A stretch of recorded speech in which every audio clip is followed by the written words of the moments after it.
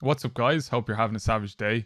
So this is aimed at anyone who is like completely new to Dead by Daylight or is struggling with the basics of the game. I'm going to go through the survivor that I think is the best to pick if you are completely new to Dead by Daylight, and then I'm going to go through her perks and then go into a game as well and show you the perks in action. If any of you aren't struggling with those basics and you just want to know the survivor which I think is the best to pick other than Fang, check out my video on Dwight. Yeah, he is definitely my second pick. Yeah, if any of you guys are new here, consider subscribing. I'm going to do a number of videos about different survivors and their builds and what I think is optimal, especially from like a beginner's point of view. Yeah, if you like the video, give it a thumbs up. I'd really appreciate that. And you can find me streaming over on Twitch. I stream Thursday to Sunday in the evenings. So if you have any questions, come over there and I'll be more than happy to answer them. So as you can see, the survivor that I think is best to start off with in Dead by Daylight is Fang. This build is using perks which are all available to her. You don't need any other survivors to use them. So let's have a look at it. So the first perk I've gone for is Light, and this just says after performing a rushed vault, break into a sprint at 150% of your normal running speed for a maximum of 3 seconds. It also causes the exhausted status effect for 40 seconds. So anytime you do a rushed action through a window or across a pallet, you're going to get a speed boost of an extra 50% of your normal running speed for 3 seconds. So if a killer's chasing you, it's going to do a good job of just creating some distance between you two.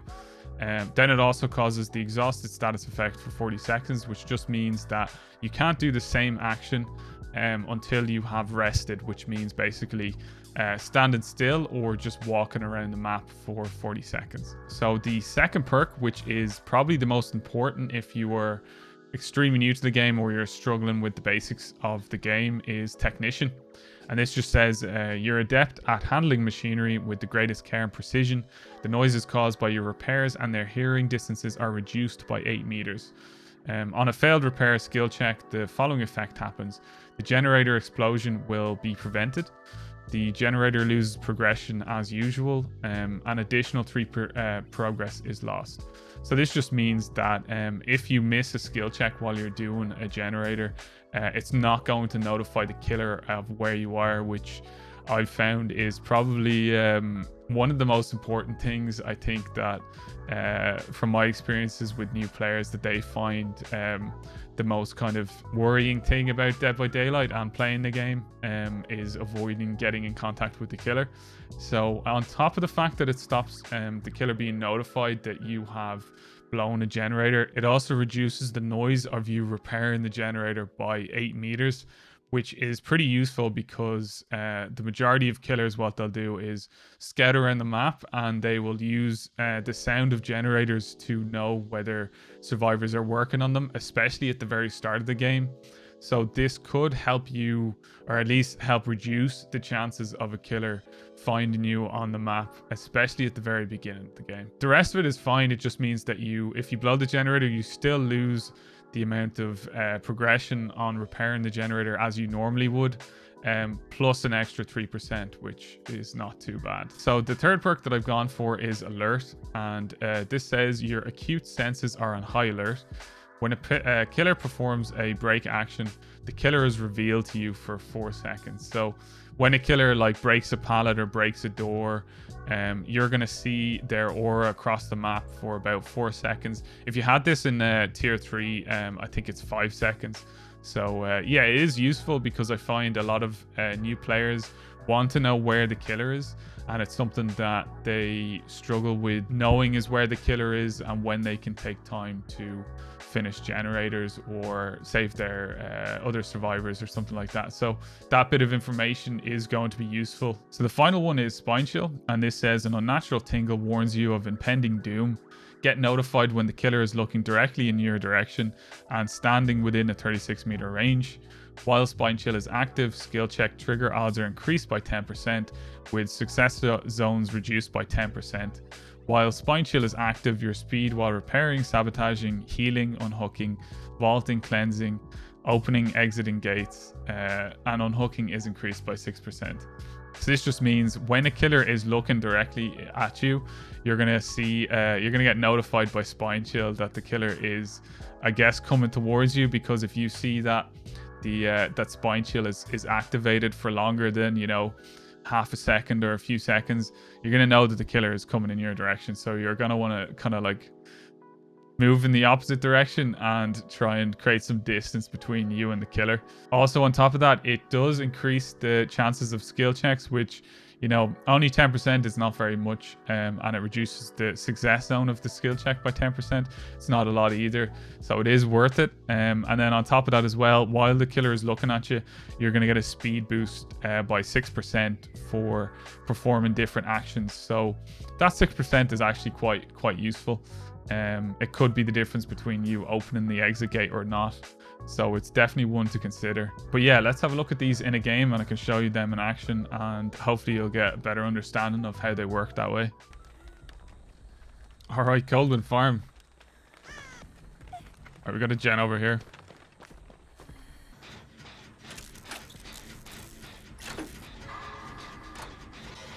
All right, so we're going to keep an eye on Spine Chill. You can see it lighting up there, and that means that the killer is looking at us and is coming straight for us. So we needed to leave there.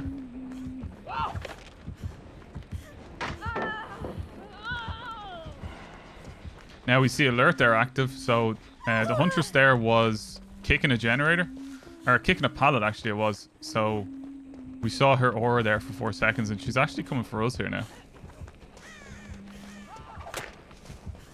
I'm gonna get some value out of Light here. It's got a nice speed boost there. Let's keep an eye where she is. I'm gonna try and loop her around here.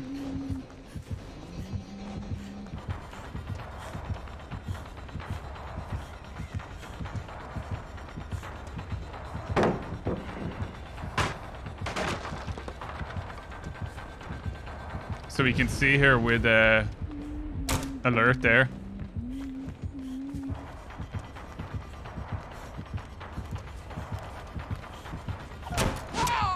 Oh, just missed that.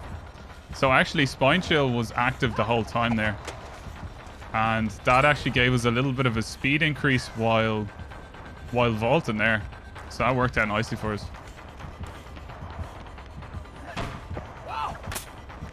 She should have wound that up a bit earlier and thrown that.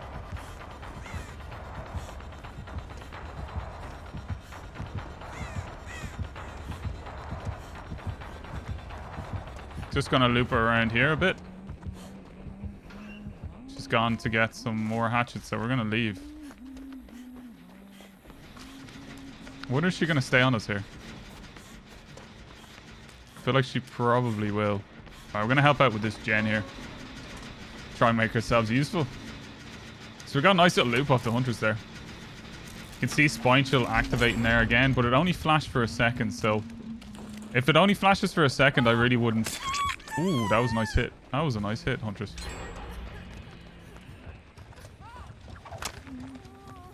She's coming back. Oh, the Fang almost sandbagged us there. I think she is determined to come after us right here. Did David take a hit? Nah, I think she whiffed at him though. It is pretty tricky for her to track through this corn, so I want to try and use that as much as possible. Gonna get a heal off the Bunny Fang. Nice one.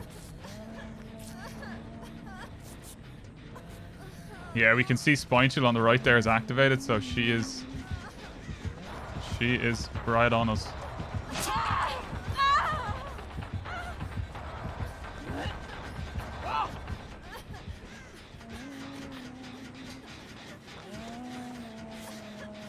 It's gonna finish the.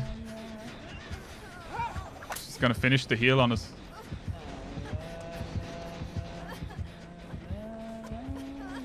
Okay, we're gonna leave that.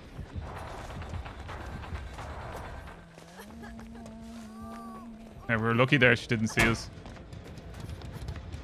So you can see there on the right, we didn't get the speed boost from lied that time because you can see the heart counter on the right. We're still on cooldown, so we're technically still exhausted.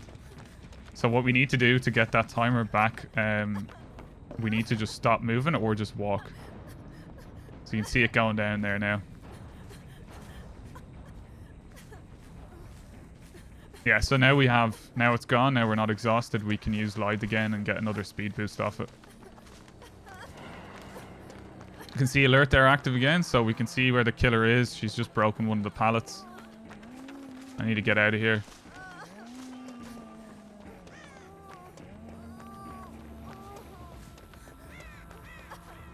Is she coming this way? We're just going to keep an eye on Spine Chill here. If we see it lighten up, we know she's coming after us. Yeah, there's only one gen left, so we're in a pretty good position. She hasn't got one hook yet.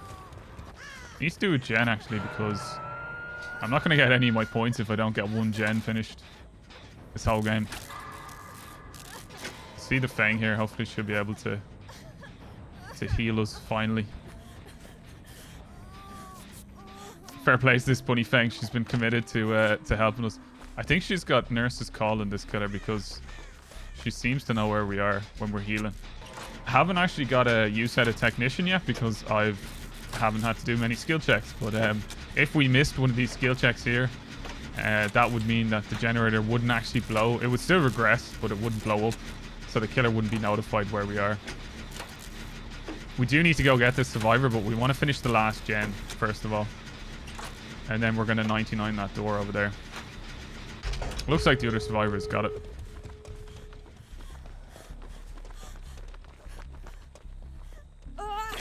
So if we see the bar this highlight in yellow, it means that the killer is coming towards us through Spine Chill. And we're actually going to get a speed boost in that case for opening the gate, which could be really good for us. Could be the difference between opening the gate and not opening it. Now we're just going to 99 it until we know everyone's safe. And we need... Oh, my bad. My bad. Well, we know three of them are safe anyway. That was a bit of a mistake. So you want to watch out for Noed, basically.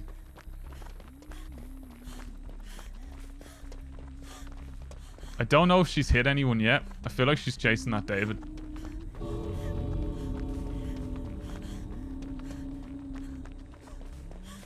The David's actually healed, okay.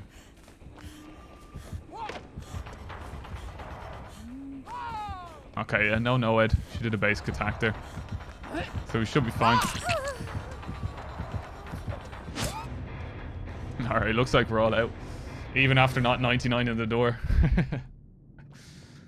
Alright guys, yeah, I hope that was helpful. It's mainly just aimed at, you know, if you're struggling with the basics of the game. So yeah, if you did find it helpful, give it a thumbs up. I'd really appreciate that. If you're new here, consider subscribing. I've got a number of Survivor videos to help you out. If you want to find me, you can find me streaming on Twitch. I stream Thursday to Sunday in the evenings. So if you have any questions, you're more than welcome to ask me there. Yeah, have a great day, guys. Thanks for watching.